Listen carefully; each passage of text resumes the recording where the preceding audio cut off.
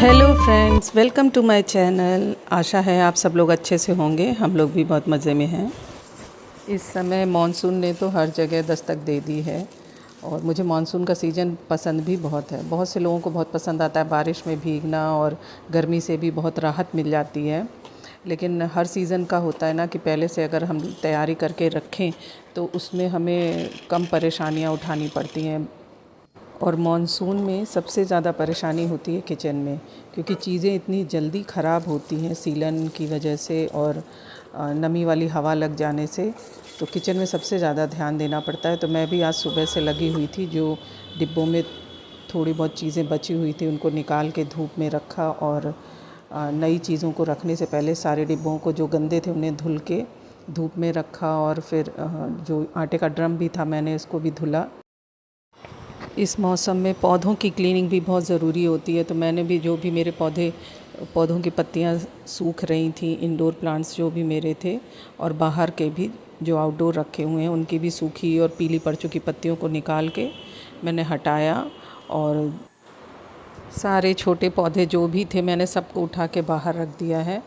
और इस सीज़न में सफाई करना ज़रूरी होता है, नहीं तो फंगस लग जाते हैं। आप चाहें तो इस समय अगर आप कटिंग वगैरह लगाना चाहें तो वो भी लग जाती है। पौधों में भी एकदम नई जान आ जाती है। चारों तरफ मेरी तो छोटी सी बगिया है, उसमें चारों तरफ एकदम हरियाली हो गई है।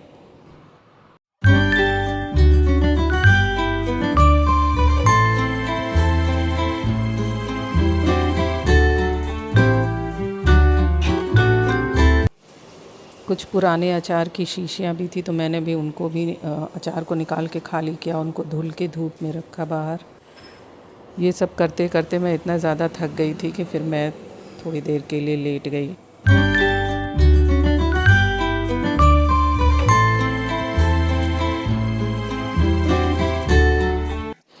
इस समय 12 बज रहे थे, तो खाना भी बनाना था। तो मैंने रिद्धि से कहा कि चलो मेरी थोड़ी हेल्प करा दो, मैं सब्ज़ी काट देती हूँ, तुम आटा लगा देना।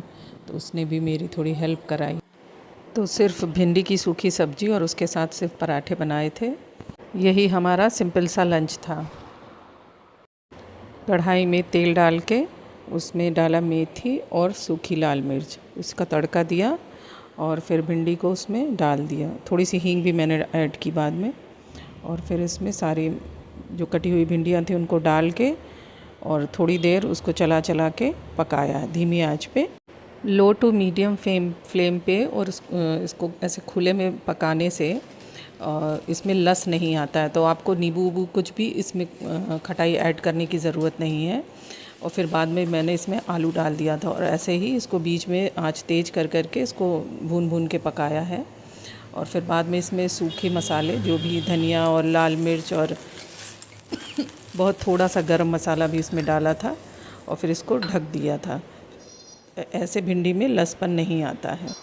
लंच करने के बाद फिर शाम से काम शुरू हुआ। तो मैं सबसे पहले डिब्बे और जो भी ड्रम वगैरह रखा था सूखने के लिए, शीशियाँ वगैरह सब नीचे लेके आई और फिर डिब्बों में जो सामान रखना था वो रखा। और जो सामान बचा हुआ था वो सबको मैंने कढ़ाई में थोड़ा सा गर्म किया कि फिर उसमें, क्योंकि वो पुराना सामान है उसमें कीड़े लगने के चांसेस रहते हैं, तो मैंने उन सब को गर्म किया। वैसे भी अगर आप सूजी है और मूंगफली और दालें या जो भी चीज़ें जल्दी ख़राब होने वाली हैं उनको अगर आप ड्राई रोस्ट करके रख लेते हैं तो वो चीज़ें, उनमें कीड़े नहीं पड़ते हैं अगर वो फ्रिज में भी नहीं रखी हैं। तो मैंने ये मूंगफली और दाल जो सुबह थी उसको भी ड्राई रोस्ट किया कढ़ाई में कि उसमें जो भी नमी हो निकल जाए और फिर उसमें कीड़े ना लगें। और बारिशों में सबसे ज़्यादा प्रॉब्लम होती है सब्जियों की। तो अगर आपके पास घर में बेसन और ये सोया नगेट्स और बरियाँ वगैरह रहती हैं तो आपकी प्रॉब्लम्स बहुत आसान हो जाती है। तो मैं तो अपनी पेंट्री में ये चीज़ें हमेशा अपने पास रखती हूँ, ख़ासकर बरसात में और ऐसे समय पे जब सब्जियों की किल्लत होती है। बरसात में नट्स भी बहुत जल्दी ख़राब होते हैं, तो मैं तो वैसे भी हमेशा ही नट्स और एक्स्ट्रा सूखे मसाले जो भी पैकेट के होते हैं मैं सारे फ्रिज में ही स्टोर करती हूँ। ये सब करते करते बहुत देर हो गई, फिर बस जल्दी जल्दी एक सिंपल सा डिनर बनाया, मसाला भात, और बस वही खा के हम लोग सो गए। वीडियो किसी भी रीज़न से आपको अच्छा लगा हो तो लाइक और सब्सक्राइब ज़रूर कीजिएगा। मिलते हैं फिर एक नए ब्लॉग में, तब तक के लिए बाय।